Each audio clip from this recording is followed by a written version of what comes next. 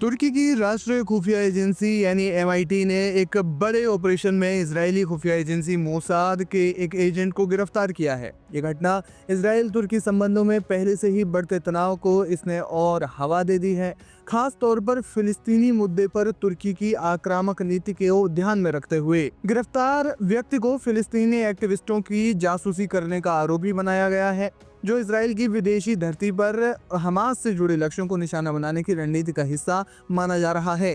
तुर्की की एमआईटी ने इस्तांबुल के मुख्य लोक अभियोजन कार्यालय और पुलिस के आतंकवाद विरोधी विभाग के साथ मिलकर ऑपरेशन मेट्रॉन चलाया। इस ऑपरेशन में गिरफ्तार किए गए व्यक्ति का नाम सेरकन चेचिक है। रिपोर्ट्स के मुताबिक इसका असली नाम मोहम्मद फातिह केलेश है।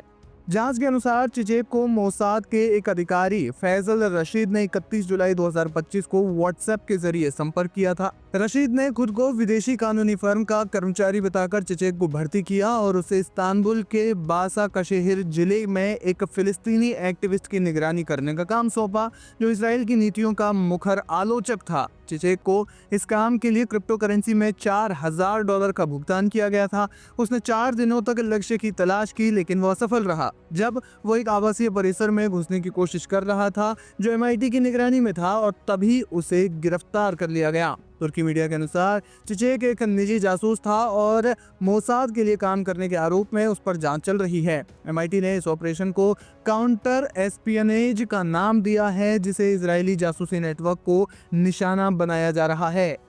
ये घटना ऐसे समय में हुई है जब इसराइल ने कतर में हमास के नेताओं पर हमला किया, जिसमें इसराइल का मुख्य टारगेट चूक गया, लेकिन यह हमला कई मौतों का कारण बना। सितंबर 2025 में दोहा में हुए इस हमले के बाद तुर्की में चिंताएं बढ़ गई कि इसराइल अब तुर्की को निशाना बना सकता है, क्योंकि इसराइल के प्रधानमंत्री बेंजामिन नेतन्याहू ने कहा था कि हमास के लोग जहां भी होंगे, जहां भी वे छुपे रहेंगे, उन्हें वहीं निशाना बनाया जाएगा। कतर हमले के बाद तुर्की इसराइल के विरोध में खुलकर सामने आया। तुर्की के राष्ट्रपति रजब तैयब एर्दोआन ने पीएम नेतन्याहू का नाम लेकर उन पर जुबानी हमला किया। ये सिलसिला कई दिनों तक चला। तुर्की के राष्ट्रपति एर्दोआन ने इसराइल को आतंकवादी राज्य और प्रधानमंत्री बेंजामिन नेतन्याहू को गजा का कसाई कहा है। उन्होंने हमास को आजादी के लड़ाके करार दिया और गजा में इसराइली कार्रवाइयों को नरसंहार बताया। मई 2024 में तुर्की ने इसराइल के साथ सभी व्यापारिक संबंध तोड़ दिए और एर्दोगन ने धमकी दी कि तुर्की इसराइल में घुसकर फिलिस्तीनियों की रक्षा कर सकता है। तुर्की आक्रामकता के साथ मुस्लिम दुनिया के एक होने की बात कहता रहा है। माना जा रहा है कि इससे इसराइल की चिंता बढ़ी और उसने पहले से ही एक्टिव अपने सीक्रेट नेटवर्क को और ज्यादा सक्रिय कर दिया। ये गिरफ्तारी मिडिल ईस्ट में बढ़ते जासूसी युद्ध का एक संकेत मानी जा रही है। तुर्की ने इसराइल के खिलाफ जांच शुरू कर दी है, जो पहले से ही गजा युद्ध और इजरायली फ्लोटिला जब्ती के बाद तनावपूर्ण हालात में है। अंतर्राष्ट्रीय विशेषज्ञों का मानना है कि इसराइल तुर्की को नेटो सदस्य होने के कारण सीधा हमला उस पर नहीं करेगा, लेकिन जासूसी और साइबर हमलों से दबाव बनाए रखेगा। ऐसे में बताया जा रहा है कि तुर्की ने अपनी सुरक्षा तैयारियां तेज कर दी हैं। हालांकि मोसाद ने कतर में ग्राउंड ऑपरेशन से इनकार किया था, लेकिन तुर्की में जासूसी जारी रखने के सबूत मिले हैं। यानी मिडिल ईस्ट में तनाव की आशंका लगातार बनी हुई है।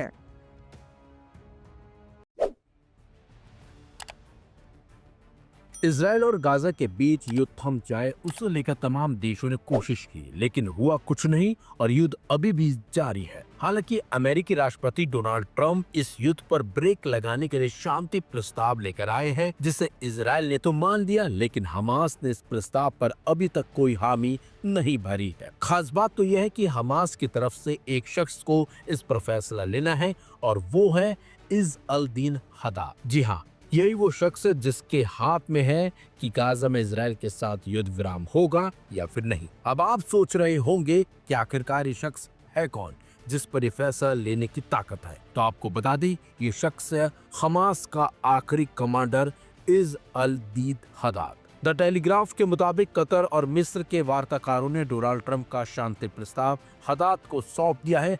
हदाद को जवाब देने के लिए अमेरिका की तरफ से 4 दिन का वक्त मिला है। कौन है इज़ अल दीन हदाद?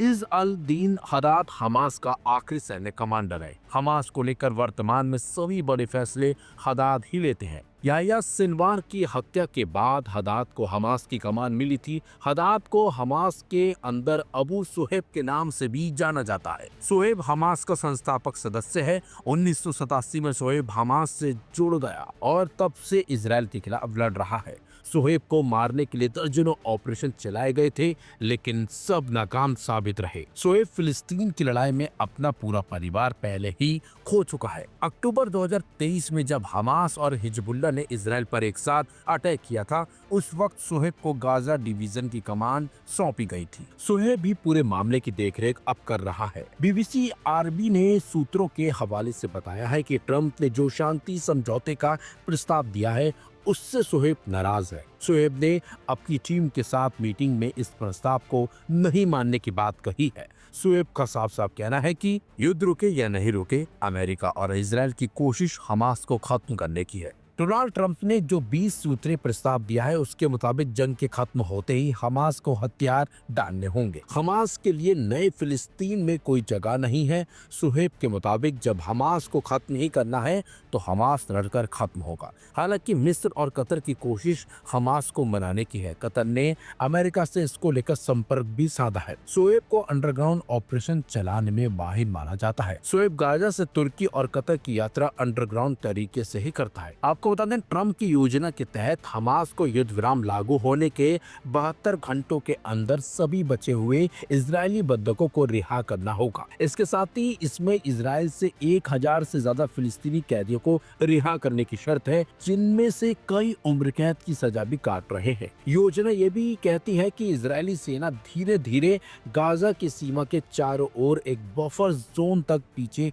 हटेगी। हमास के लिए कैदियों की रिहाई एक बड़ी उपलब्धि मानी जा सकती है, लेकिन पूरी तरह से हथियार छोड़ने की मांग उसके लिए एक रेड लाइन यानी अस्वीकार्य शर्त बनी हुई है। यही वजह है कि हमास इस पर अभी तक राजी नहीं हुआ है। आपको बता दें, हमास और इजराइल के बीच यह संघर्ष 7 अक्टूबर को शुरू हुआ था, जब हमास ने दक्षिणी इजराइल पर हमला कर दिया था। उस हमले में 1200 लोग मारे गए थे और लगभग 250 बंधक बना लिए गए थे। इसके जवाब में ही इजराइल के हमलों ने अब तक गाजा में 66,000 से ज्यादा लोगों की जान ले ली है। गाजा का बड़ा हिस्सा खंडर में तब्दील हो चुका है और आबादी को कई बार अपना घर छोड़कर भागना भी पड़ा है। यानी कि इजरायली हमलों के बाद गाजा अब एक कब्रिस्तान में तब्दील होता नजर आ रहा है।